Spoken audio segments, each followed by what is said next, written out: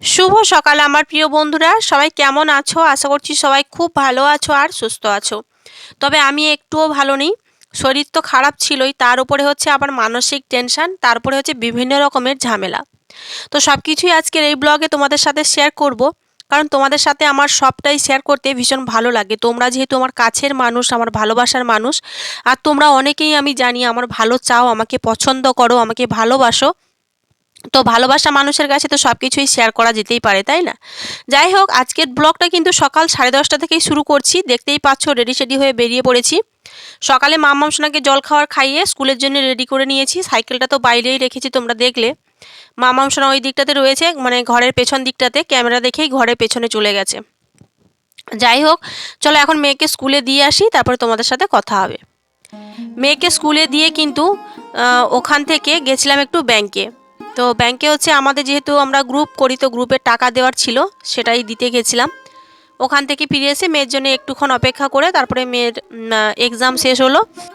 তারপরে ওকে স্কুল থেকে বাড়ি নিয়ে চলে এসেছি, আর বাড়িতে এসেই দেখো সবজি কাটতে বসে গেছি। আর সত্যি কথা বলতে আমার শরীরটা কিন্তু মোটেও ভালো নয়, কারণ যা ঠান্ডা পড়েছে, তার মাঝে আবার মাঝে মধ্যে তো মেঘলা ওয়েদার হচ্ছে। এরকম একটা ওয়েদারে না সত্যি আমি মানে আমার শরীরটা ভীষণই খারাপ হয়ে যাচ্ছে।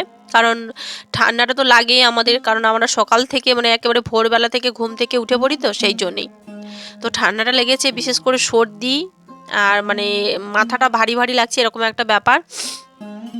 যাই হোক, কিছু তো করার নেই।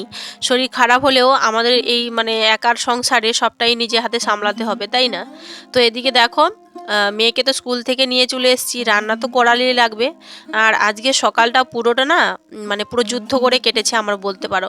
কারণ তোমাদের তো আমি আগের ভিডিওতে বলেছিলাম আমাদের কলে 2 থেকে 3 দিন জল আসছে না। পাইপে জল দেখতে পাচ্ছি, কিন্তু কলটা মানে অন করলে মানে ঘোরালে পরে জলই পড়ছে না। সেই জন্যে মানে নিজেকে আর ধরে রাখতে পারছিলাম না, কারণ আমাদের নিজেদের কোনো পুকুর নেই, তোমরা তো সবাই জানো। তো সেই জন্যেই মানে একেবারে কি বলবো, দিশেহারা হয়ে কিন্তু সকালে ঘুম থেকে উঠেই কিন্তু লেগে পড়েছিলাম এই যে মানে জলটা কিভাবে এখান থেকে নেওয়া যায়। কারণ আমাদের বাড়ি থেকে টিউবওয়েলটা না অনেকটা দূরে, আর সেখান থেকে মানে একটা সংসারের জল বয়ে নিয়ে আসা মানে চারটিখানি কথা নয়। তার উপরে এখন যেহেতু বেলাটা অনেকটাই ছোট, শীতের বেলা, তার মধ্যেই কিন্তু বাচ্চার আবার এক্সাম চলছে। তো সব কিছু তো আমাকে সময়ের মধ্যে মেনটেন করতে হবে, তাই না? তো আমি যদি শুধু জলই নিয়ে আসতে থাকি টিউবওয়েল থেকে, তাহলে তো সারা দিনটাই কেটে যাবে আর আমার মেয়ের পরীক্ষা দেওয়া হবে না। সেই জন্য সকালবেলাতে কোদাল হাতে কিন্তু নেমে পড়েছিলাম ওই যে খাল পাড়ে, যেদিক দিয়ে আমাদের টাইমের মানে জলের পাইপটা নেওয়া হয়েছে আর কি। ওখানে মানে 1 হাঁটু মতো মাটি কেটে তারপরে কিন্তু পাইপটা বের করেছি, দিয়ে কিন্তু ওখানে দেখলাম কোনো জোড়া মুখ নেই। তো পাইপটা মানে মাটি কাটতে কাটতে পাইপটা মানে দুটো খণ্ড হয়ে গেছে কোদালের মানে পেয়ে আর কি। তো ওখান থেকে জলটা মানে নিচে ভালো জল আসছে, কিন্তু ওপরের দিকে জলটা উঠছে না। মানে আমাদের এখান তো গঙ্গাসাগর মেলার কয়েকটা দিন পরেই মানে জানুয়ারি মাস থেকে গঙ্গাসাগর মেলা শুরু হয়ে যাবে, পৌষ সংক্রান্তির মেলা।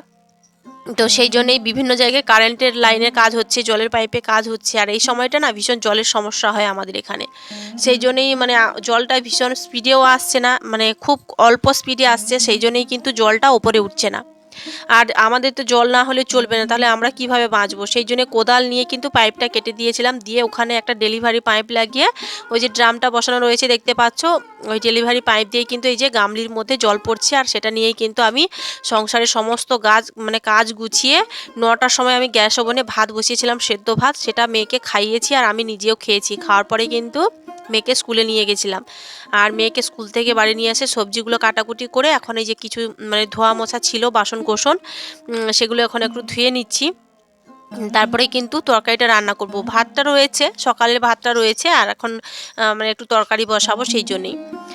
আসলে কি বলতো, শুধু মানে ঘরের গৃহিণী হলে হয় না, শুধু হাউসওয়াইফ হলে হয় না, মানে মেয়েদের মাথায় উপস্থিত বুদ্ধিও রাখতে হয়। কারণ সংসার চালাতে গেলে না সত্যি মেয়েদেরকে দশভুজাই হতে হয়। বরমশাই বাড়িতে না থাকাতে না সত্যি আমি যেন কেমন ভেতরে ভেতরে একটা দশভুজা হয়ে উঠেছি। তো নিজেকে দশভুজা বলছি, আবার তোমরা অনেকে হয়তো বলবে নিজের গুণগান নিজে গাইছে, কিন্তু না গো, সত্যি কথা বলতে আমার তো আর তিন কুলে কেউ নেই। মা বাবা যদিও রয়েছে, তো মা বাবা তো আর তাদের সংসার ছেড়ে আমার এখানে পড়ে থাকতে পারবে না। তবে আমার মানে সব থাকতেও আমার কেউ নেই, এরকম একটা ব্যাপার। তো আমার এই একার সংসারে সত্যি কথা বলতে আমি যেভাবে 10টা দিক মেনটেন করি, আমাকে নিজেকেই মনে হয় যেন সত্যি মানে আমার মনের জোরটা সত্যিই অনেকটা বেশি, আর মনের জোর রয়েছে বলেই না আর সংসারটাকে ভালোবাসি বলেই কিন্তু এত কিছু করতে পারি আমি নিজেই। আমার কারো হেল্পও লাগে না। তো দেখো জল ছিল না, তাই কোদাল দিয়ে সকালবেলাতে মাটিটা কেটে পাইপটা কেটে গেছিলো বলে কিন্তু জলটা পাচ্ছি। যদি জল না থাকতো না, আজকে সকালে কোনো কাজই হতো না। মানে তোমার আজ হচ্ছে এটা হচ্ছে তোমার সোমবারের ভিডিও। তো সোমবারের ভিডিও তোমরা মঙ্গলবার পাচ্ছ।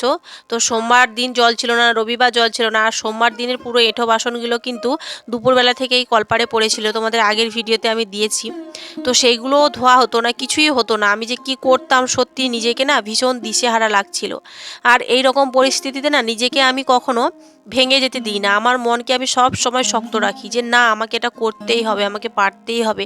স্বামী বাড়িতে নেই তো কি হয়েছে, ও তো আমাদের জন্যই বা সংসারের জন্যই ও প্রবাসী রয়েছে, ও তো আর এমনি শখে পড়ে যায়নি।